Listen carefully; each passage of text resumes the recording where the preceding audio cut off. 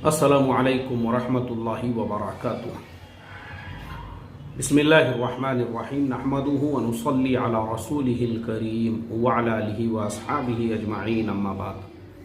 मोहतरम भाइयों, बुजुर्गों, दोस्तों, तफसीर कुरान की हमारी ये 27वीं मजलिस है और आज हमने जिस आयत का इंतखाब किया है ये 26वें पारे में सूरह मुहम्मद की आखिरी आयत है। और इस आयत के इंतखाब का जो मकसद है वो ये आप लोगों को इस चीज़ का एहसास दिलाना कि देखो, आप लोग अपने बिरादरियों पे फ़ख्र करते हो, मैं शेख हूँ, मैं सैयद हूँ, मैं पठान हूँ, मैं अलाना हूँ, मैं फुलाना हूँ, और असली जो मकसद है तुम्हारा उसको तुम भूल चुके हो।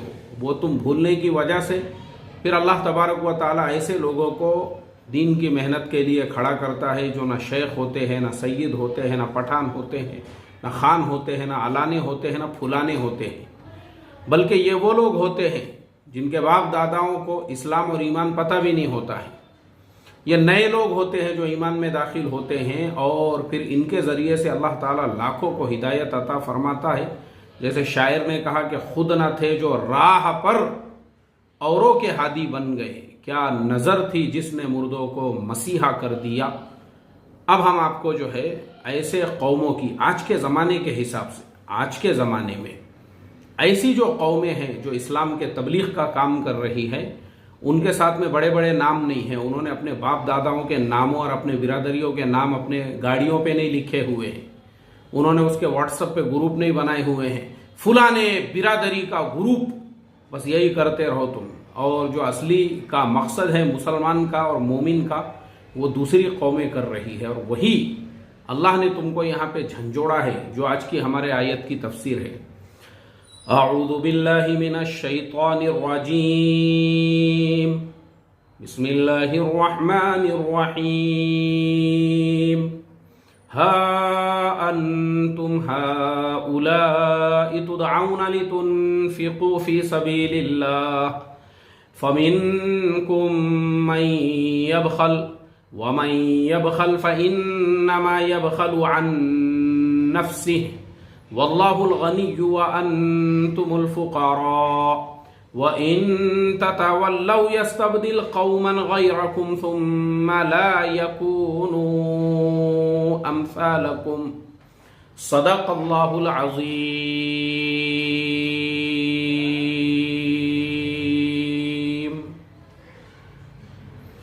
चलिए, अब इस आयत में अल्लाह तबारक व ताला जो फरमा रहे हैं वो ये है कि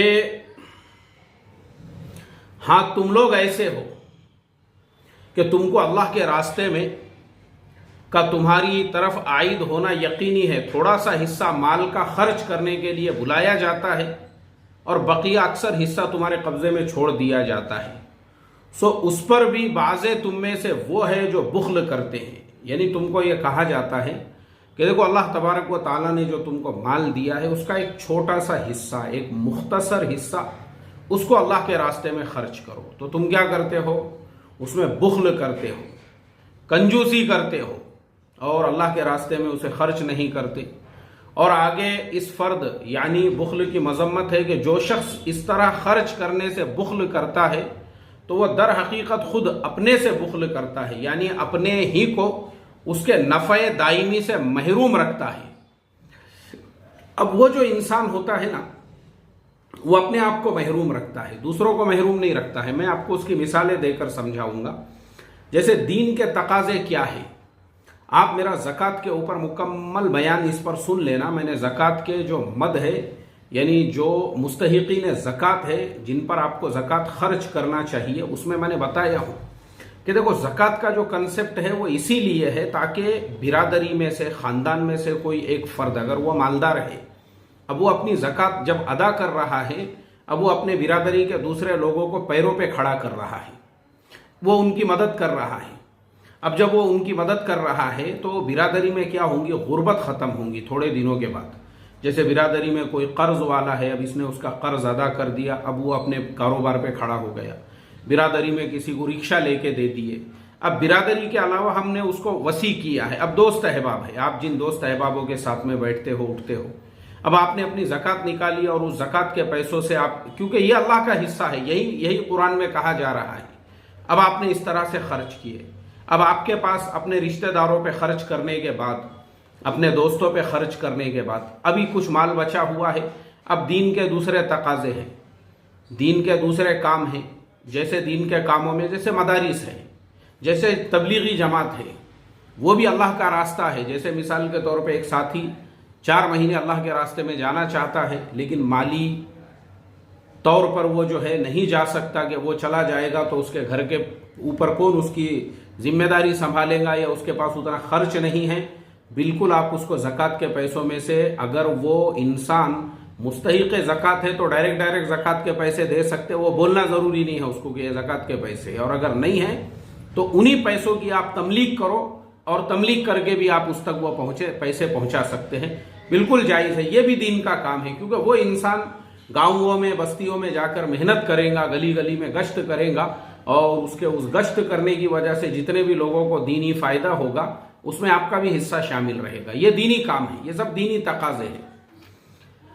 ऐसे ही वो मदारिस जो वाकई में उनका हिसाब किताब बिल्कुल सही है, सही नहज से काम कर रहे हैं, तो वो दीन की बहुत बड़ी खिदमत अंजाम दे रहे हैं।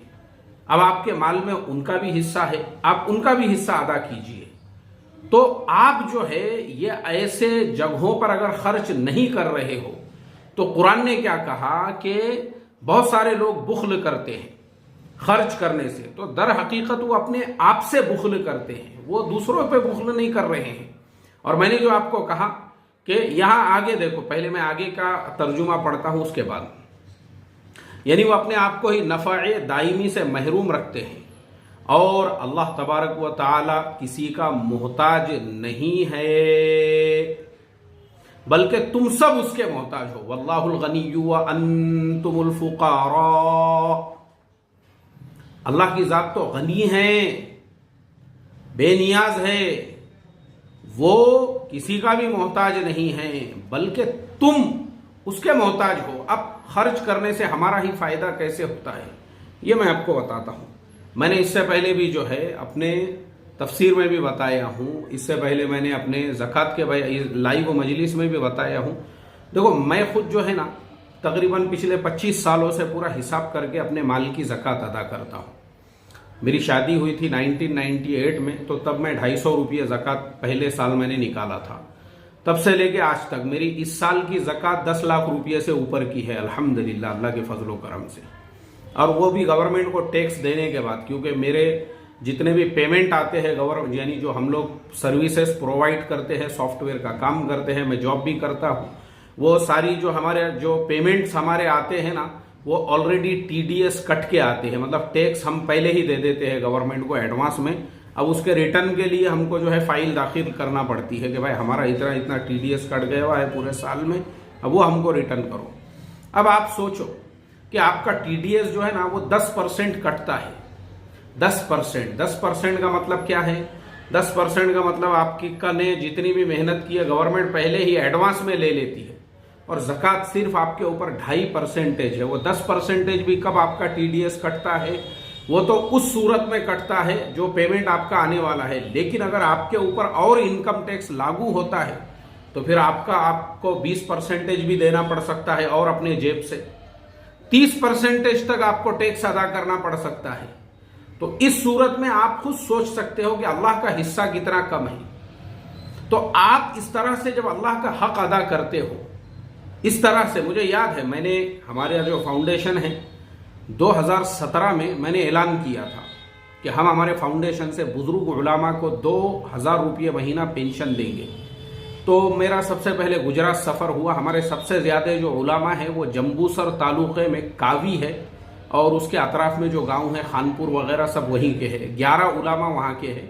उनके अलावा बाकी जो है फिर यूपी के भी है, बिहार के है, महाराष्ट्र के है, औरंगाबाद ज़िले के है, अहमदनगर ज़िले के है, जालना ज़िले के भी है, कर्नाटका के भी है, और इसी तरह से झारखंड के भी एक मौलाना है। इस तरह से टोटल मिला के आज हमारा आलिमा भी है, मालेगांव की भी एक आलिमा है जो एक मदरसा है वहाँ पे बहुत बड़ा, वहाँ पे पढ़ाया करते थे।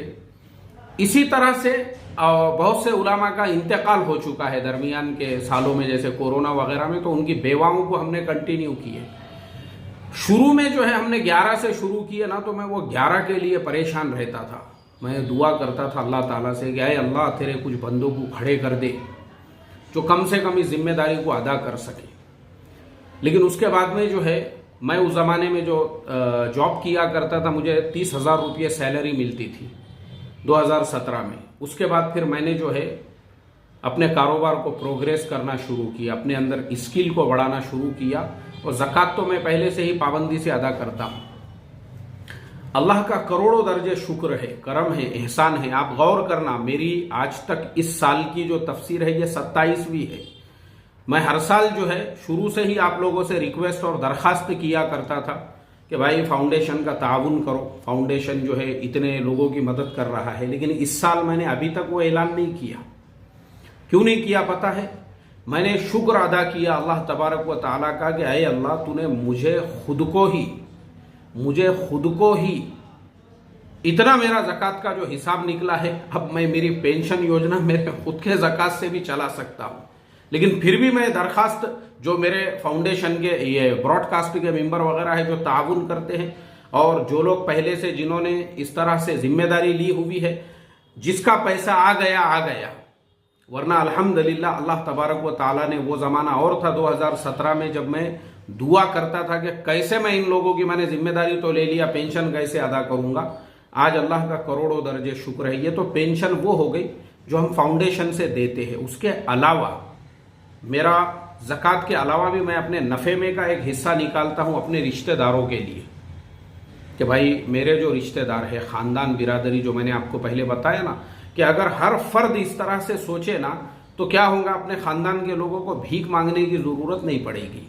मैंने कई लोगों की जिम्मेदारी लिया हुआ हूँ, और उनको मैं अलग से जो है मेरे पर्सनल अकाउंट से, किसी की 2000 की पेंशन है, किसी की 1000 की पेंशन है, और इस तरह से मैं जो है उन लोगों का जो ताउन है अपने ज़कात और सदक़ात में से नहीं, अपना जो नफ़े का हिस्सा है उसमें से, क्योंकि वो तो मेरे अपने हैं। और मैं अभी, मेरे नाना का इंतकाल हुआ था, उस वक्त भी मय्यत में मेरे रिश्तेदार दूर दूर से आए थे। मैंने उन लोगों से भी ये कहा, मैं बोला भाई अपने ख़ानदान वगैरह में कोई ऐसा इंसान हो, निराधार उसे कहते हैं जिसके पास आमदनी वगैरह का कोई जरिया नहीं। ऐसा नहीं है कि उसकी खेती बाड़ी है या दुकान वगैरह भी है माशाअल्लाह, ऐसा नहीं। निराधार मतलब कोई बेवा है, या कोई ऐसी बुजुर्ग खातून है जिनको बच्चे वगैरह नहीं हैं, या ऐसे बुजुर्ग अपने ख़ानदान में से होना चाहिए। अगर वो है, इंशाअल्लाह उनको अपने नफ़े में से, फाउंडेशन से नहीं, इंशाअल्लाह हम जो है उनको, उनकी भी पेंशन शुरू करेंगे। तो ये मकसद होता है। तो बुख्ल जो यहाँ पे लिखा हुआ है ना, वल्लाहुल गनिय्यु व अंतुमुल फुकारा, अल्लाह की ज़ात बेनियाज है, फ़कीर तो तुम हो गरीब। तो मैं ऐसा, ये जो आयत है ना, वाकई में मेरे दिल को लगी कि जो लोग इस तरह से अल्लाह के रास्ते में खर्च करने से बुख्ल करते हैं, तो वो अल्लाह के रास्ते से बुख्ल नहीं करते, वो अपने आप से बुख्ल करते हैं। उनको कंसेप्ट समझ में ही नहीं आया कि तुम अगर खर्च करोगे ना, तो कुरान में 50 जगह फरमाया कि 10 गुना वो तुमको रिटर्न करेगा। उसकी जिंदा मिसाल मैं हूं। वो जो लाइव मजलिस में किसी ने सवाल किया था, बोले मुफ्ती साहब आप उसकी कुछ मिसाल हमको समझाइए। मैंने उसमें भी कहा था, अभी भी कहता हूं, मैं हूं, मुझे देखो। जिस जमाने में मैंने आपको बोला ना 250 रुपये मैंने ज़कात निकाला, मैं मस्जिद की इमामत करता था, 1200 रुपये तनख्वाह मिलती थी मुझे। लेकिन मैंने ज़कात छोड़ा नहीं। मैं किसी भी साल 2 चीज़ें छोड़ता नहीं हूँ, एक तो कुर्बानी और दूसरे जो है ज़कात का हिसाब। और पूरा हिसाब करके, ज़कात ऐसी अल्लल टप नहीं निकालते रहते। इसीलिए मेरे हर वीडियो में मैं आपको तरीका बताता हूँ ज़कात कैसे निकालना चाहिए। पूरा हिसाब करके निकालो आप, अल्लाह आपको मोहताज नहीं रखेगा। अल्लाह आपको मोहताज नहीं रखेगा। हर साल आपका जो ज़कात का अमाउंट है वो बढ़ता रहेगा। अब आप देख लो ना, जिंदा मिसाल 250 रुपये से 10 लाख रुपये तक। अब ये आपको खुद जो है सोचना है कि ये अल्लाह का निज़ाम है। ये तो कुरान में जो अल्लाह ताला ने कहा, वल्लाहुल गनिय्यु व अंतुमुल फुकारा, अल्लाह तबारक व तआला बेनियाज है, वो किसी के मोहताज नहीं है। बल्कि तुम सब अल्लाह तबारक व तआला के मोहताज हो। क्यों? इसलिए कि तुमको दुनिया में, अच्छा आगे कुरान की आयत ने यह कहा, ये तो दुनिया के फायदे हो गए। अरे तुमको मरने के बाद भी तुमने जो ज़कात अदा की, अल्लाह महरूम थोड़ी रखेगा तुमको। अरे मरने के बाद तुम्हारे लिए अजर है, मरने के बाद तुम्हारे लिए सवाब है, मरने के बाद तुम्हारे कब्र के अंदर जो है राहत व आराम है, मरने के बाद तुम्हारे लिए बड़े बड़े वादे हैं अल्लाह ताला की तरफ से। ये तो मैंने आपको दुनिया इसलिए बताया, दुनिया की चीज़ें, क्योंकि कौम को जो नज़र आने वाला नफ़ा है ना, वो जल्दी समझ में आता है, वो जल्दी समझ में आता है, इसलिए मैंने आपको दुनियावी नफ़ा बताया। तो कुरान ये कहता है क्योंकि आखिरत में तुमको सवाब की हाजत होंगी और तरीक़ इसका यही आमाल है। और अगर तुम, अब देखो ये वो जुमला है जिसके लिए ये पूरी तफसीर मैंने शुरू किया, लेकिन उससे पहले जुमले में ही हमारे 16 मिनट निकल गए।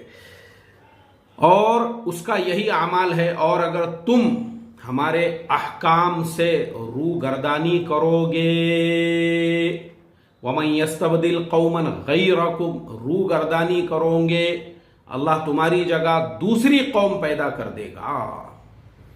ध्यान दो, और वो फिर तुम जैसे रूगर्दानी करने वाले न होंगे, बल्कि निहायत फरमाबरदार होंगे। ये काम उनसे लिया जाएगा और इस तरह वो हिकमत पूरी हो जाएगी। अल्लाह ताला ने यहाँ पे तुमको अल्टीमेटम दिया, तुम खाली फ़ख्र करते रहो, मैं अलाना, मैं फुलाना, गाड़ी पे लिखो ना, गाड़ी पे लिखते लोग, और लोग जो है व्हाट्सएप पे ग्रुप बनाते। मुझे तो इतनी हैरत होती, इतना घमंड और इतना फ़ख्र करते लोग ये बिरादरी और ख़ानदानों के ऊपर और अपने इलाकों के ऊपर भी, इसके ऊपर भी लोगों को घमंड और फ़ख्र है, और कब्र में कोई कुछ नहीं लेकर जाता है। लेकिन यहाँ पे अल्लाह तबारक व ताला फरमा रहे हैं, तुम खाली ये करते रहो, हमारे बाप दादा ऐसे थे, हमारे परदादा वैसे थे, और यहाँ पे अल्लाह तुम्हारी जगह दूसरी कौमों को पैदा कर देगा। वो घमंड फ़ख्र नहीं करेंगे। अब मैं आपको उसकी मिसाल देता हूँ। एक साहब है, मैं अभी उनका नाम नहीं लूँगा और सब लोग उनको जानते हैं। वो अल्लाह तबारक व ताला ने, वो कौन थे? वो एक बिरादरी है जो हमारे बिरादरान वतन की बिरादरी है, और उनका सरनेम भी बिरादरान वतन का ही है। उस बिरादरी से वो ताल्लुक़ रखते हैं। उनके दादा परदादा वो ईमान में दाखिल हुए थे, सरनेम उन्होंने अपना वैसा ही बाकी रखा। अब उसके बाद ये जो जनाब थे, इन्होंने दुनिया की तालीम के साथ साथ दीन की तालीम हासिल करना शुरू किए। अंग्रेज़ी में अपने आप को एक्सपर्ट बनाए, अरबी भी अच्छी तरह से सीखे, कुरान को समझने लगे, हदीस को समझने लगे, और कुरान और हदीस को समझने के बाद फिर उसके बाद में ये इतने बड़े मुनाजिर इस्लाम बने। मैं इतनी दुआ करता हूँ उनके लिए। मेरे से कभी भी कोई अकेले में तन्हाई में उनका तस्करा करता है तो मैं यही कहता हूँ कि 1,00,000 उलामा एक तरफ और ये अकेला फ़र्द एक तरफ, यानी 1,00,000 उलामा जो काम कर सकते हैं, अल्लाह तबारक व ताला ने उस ऐसे घराने से ताल्लुक़ रखने वाले नौजवान से वो काम लिया जिसके बाप दादा इस्लाम में और ईमान में कन्वर्ट हुए थे, और उसका सरनेम आज भी वही है। वो एक तरफ, वो अकेला वो काम कर सकता है, और उस इंसान ने क्या काम किया? लाखों लोगों को उसके ज़रिए से हिदायत मिली, लाखों लोगों को, हज़ारों लोगों को नहीं। वो एक मजमे के अंदर जब ईमान और इस्लाम की बात करता था, 500-600 तो वहीं पे ईमान में दाखिल हो जाते थे। एक मजमे के अंदर 500-600 ईमान में दाखिल। दुनिया के किसी भी मुल्क में उसको जाने दो, और वहां पर किसी भी इस्लाम के ऊपर देखो। असल मैं वाकई में उस इंसान से इतना ज़्यादा मुतासिर इसलिए हूँ क्योंकि मैं भी ये दुनिया के मुल्कों में सफ़र करता हूँ ना, अक्सर लोग वही एतराज़, वही इश्काल करते हैं जो कुरान और हदीस से मुताल्लिक़ और अल्लाह के नबी की सीरत से मुताल्लिक़ जिस इंसान, उस इंसान ने उसके ऊपर उसकी स्पेशलिटी थी, ज़बरदस्त उस इंसान ने उसके ऊपर रिसर्च किया हुआ था, और वो इमीडिएटली लोगों को वहीं पे रिप्लाई दे देता था। जैसे ही वो इंसान रिप्लाई देता, सामने वाला बंदा एकदम हक्का बक्का हो जाता, और उसके पास में फिर इधर उधर भागने के लिए कोई जगह ही नहीं रहती थी सिवाय ईमान कबूल करने के। अल्लाह ने उस इंसान को वो सलाहियत दी थी। अब आप सोचो वो इंसान कौन है? इसी ये जो आयत है, ये आयत असल में हज़रत सलमान फ़ारसी रज़ी अल्लाह ताला अन्हु के बारे में नाजिल हुई है। नीचे तफसीर है उसकी तफसील से। तो सहाबा इकराम ने पूछा अल्लाह के नबी सल्लल्लाहु अलैहि वसल्लम से, क्या अल्लाह के नबी ये कौन सी कौम है? वमन यस्तबदिल कौमन गैरकुम सुम्मा ला यकूनु अमसालकुम, ये कौन सी कौम को अल्लाह ताला खड़े करेंगे? तो आपने हज़रत सलमान फ़ारसी रज़ी अल्लाह ताला अन्हु के ऊपर हाथ रखा और कहा ये कौम है, देखो इनको कहाँ के रहने वाले हैं, ये फारिस के रहने वाले हैं, तुम तो अरब हो। क्योंकि सहाबा जितने भी आपके अतराफ में थे, अक्सर तो जो अहले मक्का थे वो खुद आपके ख़ानदान बिरादरी वाले थे। अहले मदीना जो अंसार थे वो भी अरब थे। लेकिन हज़रत सलमान फ़ारसी रज़ी अल्लाह ताला अन्हु और हज़रत सोहेब रूमी रज़ी अल्लाह ताला अन्हु, सोहेब रूमी जो है वो रोम के रहने वाले थे। उस ज़माने में रोम जो है ना, ये पूरे यूरोप को रोमी कहा जाता था उस ज़माने के अंदर। और फारिस जो है ये पूरा चीन तक, ये जितने भी सारे ममालिक है वो फारिस के अंदर ही आते थे। तो हज़रत सलमान फ़ारसी कहा कि ये इन जैसी कौमों के बारे में है, इनके बारे में है, अल्लाह इनको खड़ा करेगा। और देखो ना, हज़रत सलमान फ़ारसी रज़ी अल्लाह ताला अन्हु भी जब वो ईमान में दाखिल हुए और ईमान की जुस्तजू में कहाँ से चले, वो बहुत तफसीली वाक़या है, आपको मिल जाएगा। मैंने कई मरतबा जुमा में बयान किया हुआ हूँ। वो हज़रत सलमान फ़ारसी रज़ी अल्लाह ताला अन्हु, फिर उन्होंने ग़ज़वा खंदक के मौके पर उन्हीं का मशवरा था कि खंदक खोदो, उन्हीं के मशवरे के ऊपर खंदक खोदी गई। और सिर्फ खंदक का मसला नहीं है, उनकी इस्लाम के लिए जो कुर्बानियाँ हैं और उनकी जो खिदमत है, अल्लाह तबारक व तआला ने मुल्कों को फ़तेह कराया हज़रत सलमान फ़ारसी रज़ी अल्लाह ताला अन्हु की वजह से, गवर्नर भी बने। तो ये वो सहाबा थे। हज़रत सोहेब रूमी रोम के रहने वाले थे, उनको पता चला कि कोई नबी पैदा हुए हैं। ये ऐसे सहाबा थे दूसरी कौमों से आकर, और दूसरी कौमों में फिर उन्होंने काम शुरू किया। आज के ज़माने में भी हम काय में बटे हुए हैं, हम बिरादरियों में बटे हुए हैं। हमने दीन का काम छोड़ दिए और हमने मस्जिदों को सियासत का अड्डा बना दिया। आज इसीलिए हमारे ज़रिए से दीन की मेहनतें क्यों नहीं हो रही हैं। हम लोग जो है काटा काटी में लग गए हुए हैं, हम लोग लड़ाई झगड़ों में लग गए हुए हैं, हम लोग अय्यारियों और मक्कारियों में लग गए हुए हैं। हम लोगों ने जो है ओहदों को, मकाम को, मर्तबों को, उसी को दीन समझ लिया हुआ है। इसलिए अल्लाह ने आज हमको महरूम कर दिया दीन की मेहनतों से। इसलिए अल्लाह ने ये कौमों को खड़ा किया और ये कौमें खड़ी हुई है। एक मिसाल नहीं है, मैं आपको ऐसी हज़ारों मिसालें आज के ज़माने में दे सकता हूँ। जो लोग आज इस्लाम के तबलीग का और दीन की मेहनत का काम कर रहे हैं, उसमें अक्सर वो है जिन्होंने ईमान कबूल किया हुआ है।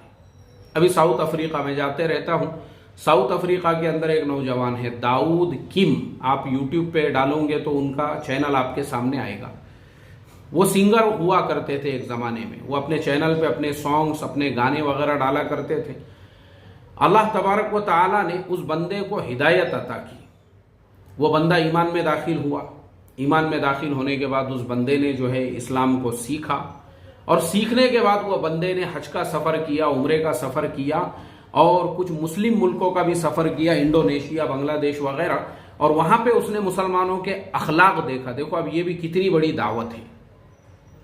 हमारे मुल्कों में जो आने वाले अंग्रेज़ होते हैं, हमारे मुल्कों में जो आने वाले फॉरेनर्स होते हैं, हमारे महल्लों में, हमारे गलियों में आजकल वो लोग कैमरे लेके, ख़ास तौर पे बहुत से यूट्यूबर्स वगैरह होते हैं। हमने ध्यान देना चाहिए, हमने इसके ऊपर तवज्जो देना चाहिए, हमने उनको दावत का मैदान बनाना चाहिए। जैसे मैंने मलेशिया की मिसाल दिया था, और वो वीडियो है मेरे चैनल के ऊपर।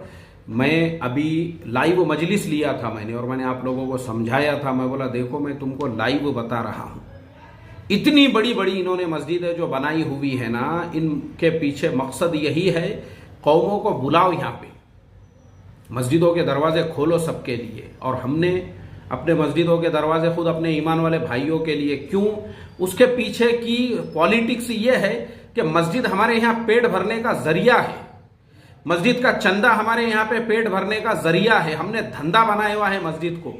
इसके लिए मस्जिदों के अंदर इतना खतरनाक पॉलिटिक्स और इतनी खतरनाक हमारे यहाँ पे सियासतें हो चुकी हैं कि जो लोग मस्जिदों में आने वाले हैं, हम उनसे लड़ाई झगड़े करने में लग गए हुए हैं। हमारे यहाँ पे अगर कोई दूसरी जमात का फर्द हमारे मस्जिद में आ जाए, या दूसरे ख्यालात का आ जाए, या हमारे अपने ख्यालात का ही हो, अगर वो इल्मी एतबार से हमारा बाप हो तो फौरन हमारे जो है ना पेट में दर्द होना शुरू हो जाता है कि पता नहीं अभी यह कहाँ हमारे मस्जिद के ऊपर कब्जा कर लेता। रोकने का काम किया हमने, रोकने का काम। इसीलिए आपको हमारी अक्सर मस्जिदों के ट्रस्टी, गुंडे, मवाली, हफ्ता वसूली करने वाले दादा और भाई, इस टाइप के लोग आपको हमारे मस्जिदों के ट्रस्ट में मिलेंगे। उसका रीज़न ही यह है कि भाई मस्जिद के ऊपर कब्जा होना चाहिए। और मैं बार बार ये बात बोल रहा हूं कि देखो उत्तर प्रदेश में जो हालात पैदा हुए, जो मदरसों वगैरह पे बुलडोज़र चले और इस तरह से पाबंदियों वाले जो मसाइल आए, और आसाम के अंदर जो 1500 मदरसों को स्कूल में बदल दिया गया, ये सारे हालात हर स्टेट में आने वाले हैं। उसका रीज़न यही है कि तुमने मस्जिदों में दादागिरियां किए, तुमने धंधा बनाए ना, तुम मजहब को बेच रहे हो, तुम धंधा कर रहे हो मस्जिद के नाम पर। इसके लिए तुम्हारे मस्जिद में इलेक्शन नहीं होते, इसके लिए तुम्हारे मस्जिद के अंदर सदर और कमेटी और ट्रस्ट बदला नहीं जाता।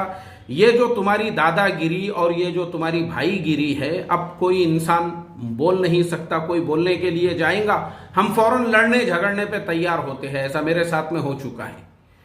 मैंने कभी इमाम साहब की तायद में बात किया तो ट्रस्टी साहब लड़ने झगड़ने को आ गए मेरे साथ लोगों को लेकर। क्यों भाई, तुमने इमाम साहब की तायद में बात क्यों की है? हम तो एरिया के दादा है, हम तो एरिया के भाई है, हमारे दिल में जो आया वो करेंगे। तुम कौन होते बोलने वाले? क्यों बोले तुमने इमाम साहब की तायद में? मतलब सीधा सीधा दादागिरी, भाईगिरी। तो जब ऐसे मसले हो रहे थे तो अल्लाह की तरफ से ये पकड़ आई, ये सब हो रहा था। इसके लिए आसाम में 1500 मदरसे तुम्हारे हाथों से निकल गए। उत्तर प्रदेश में हजारों मदरसों के ऊपर तलवारें लटक रही है और 50 मस्जिदों के ऊपर और इलीगल जो कंस्ट्रक्शन थे मदरसों के, उसके ऊपर बुलडोजर जो चले हैं ना, वो इन्हीं दादागिरियों, भाईगिरियों की वजह से कि तुमने मस्जिदों को दावत का मरकज नहीं बनाया। मस्जिद तो दावत का मरकज है। दादागिरी, भाईगिरी देखो इंडिया के मुसलमानों की। अभी मैंने रात में एक वीडियो देखा, वो वीडियो शायद कर्नाटका का है, उसके अंदर बेंगलुरु की आवाज आ रही है। एक साहब, एक जमात है मस्जिद के अंदर।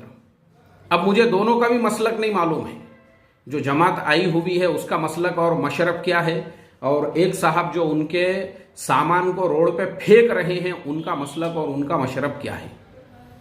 मुझे दोनों के भी बारे में नहीं मालूम है। लेकिन मेरे लिए रोने की जो बात थी, अफसोस की बात यह थी कि अरे भाई, ये मुफ्ती अकबर हाशमी वो इंसान है जिसने मंदिर के चबूतरे पे बैठकर फजाइल आमाल की तालीम किया हुआ है।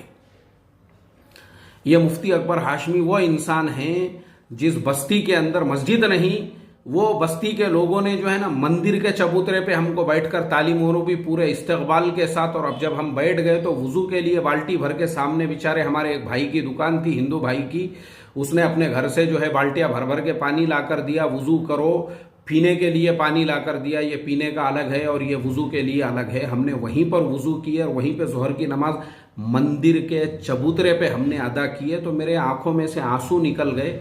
मैं सोचने लगा, ऐ अल्लाह, इस कौम को जो ठेसा जा रहा है, जो ठेसा, और हम बोल रहे हैं कि हमारे ऊपर जुल्म हो रहा है और हमारे लिए सीए लागू किया गया। अब एनआरसी जब आएगा उसके बाद उठा उठा के डिटेंशन सेंटरों में डाल दिया जाएगा, जैसे आसाम के अंदर हुआ, और लाखों लोगों की नागरिकता चली गई। हम रो रहे हैं अभी से।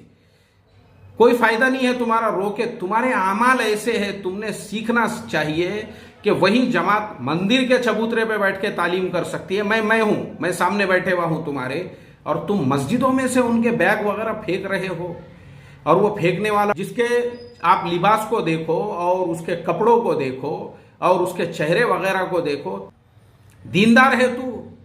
दीनदारी इसको बोलते हैं तेरे बाप ने अखलाक सिखाया। सिर्फ तूने कपड़े पहना हुआ है दीनदारों के, उसके अलावा तेरे बाप ने तुझे ना अखलाक की तालीम दिया और ना ही उस मसलक ने तुझे अखलाक की तालीम दिया जिसका तू मानने वाला है, ना ही उस मशरब ने तुझे अखलाक की तालीम दिया जिसका तू मानने वाला है। और तेरे वो पेट भरू अकाबिर, जिन अकाबिर को तू मानता होगा ना, मैं बोलता हूं वो डाकू है, चोर है, जिन्होंने अपने मानने वालों को इस तरह से लड़ाइयां करना, इस तरह से झगड़े करना सिखाया हुआ है। उन्होंने तुझे ये नहीं सिखाया कि ये हरकतें तो जो है ना हमारे बिरादरान वतन, दूसरे कौम, दूसरे समाज के लोग नहीं करते हैं, जो तुम एक दूसरे के साथ मस्जिदों में कर रहे हो। और तुम मस्जिदों के अंदर दावत का काम करोगे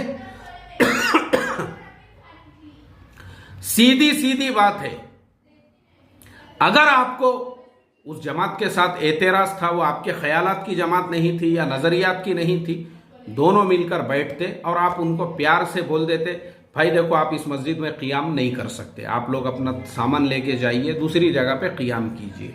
ये एक इंसानियत वाला तरीका है। इंसानियत बाप ने सिखाया ही नहीं ना। मैं बता रहा हूं, यह तजुर्बे की बात है, जिसका जितना लंबा जुब्बा वो उतना बड़ा बद अखलाक।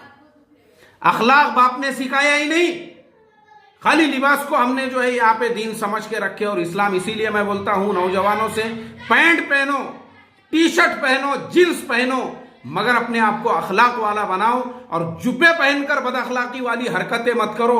ऐसे इससे जो है ईमान और इस्लाम बदनाम होता है। मैंने देखा उस वीडियो के नीचे हमारे हिंदू भाइयों ने खुद कमेंट किए, उसके अंदर उन्होंने कहा कि ये क्या तुम सुलूक कर रहे हो बोल के अपने ही लोगों के साथ में।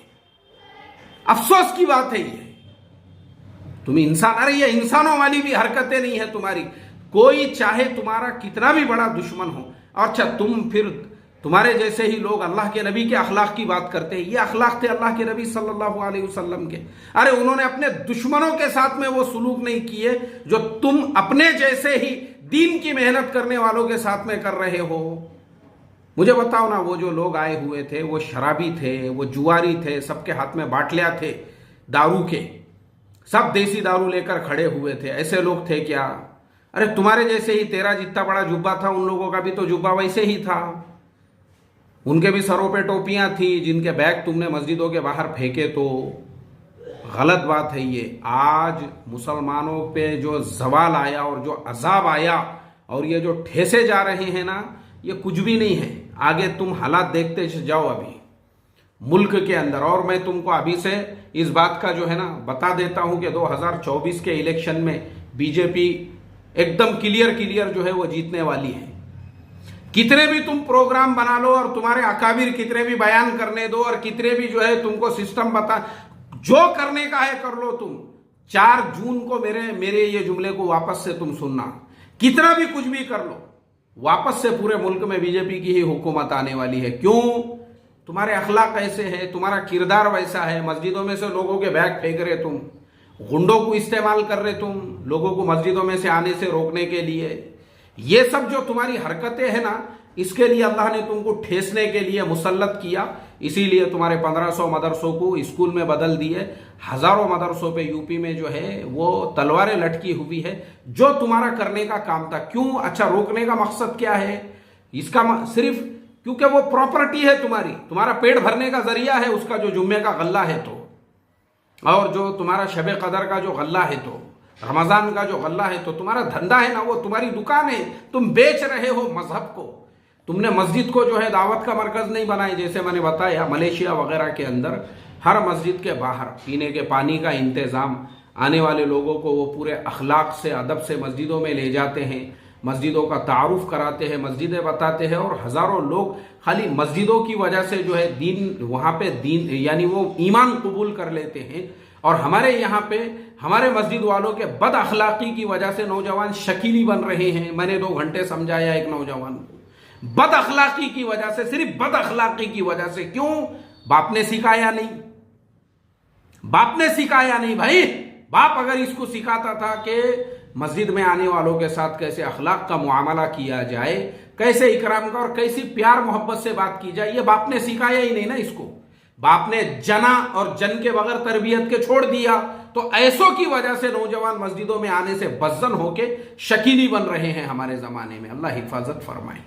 तो कुरान में ये जो कहा, तो दुनिया में दूसरी कौमों को देखो, वो दाऊद की अब मस्जिद की तामीर कर रहे हैं, वो साउथ कोरिया में मस्जिद बना रहे हैं। उसके लिए बाज़ाब्ता उन्होंने गवर्नमेंट से परमिशन वगैरह लिए और काम में लगे हुए हैं। कई दोस्तों को अभी तक वो ईमान में दाखिल कर चुके हैं। क्यों? तुम नहीं कर रहे ना, तुम तो गल्ले के ऊपर जो है पूरा कब्जा करके बैठे हुए हैं। तुम मत करो, अल्लाह दूसरी कौमों को खड़ा करेगा। बिलाल फिलिप्स कौन है?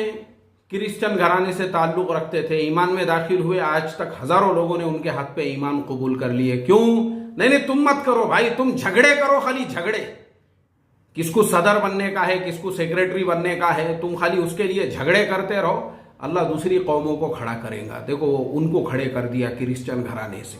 अब वो हज़ारों लोगों के ऊपर जो है ईमान की दावत दे रहे हैं। अल्लाह हिफाजत फरमाए रे भाई, अल्लाह हिफाजत फरमाए। क़ुव्वत फ़िक्र व अमल पहले फ़ना होती है और फिर किसी कौम की शौकत पे ज़वाल आता है।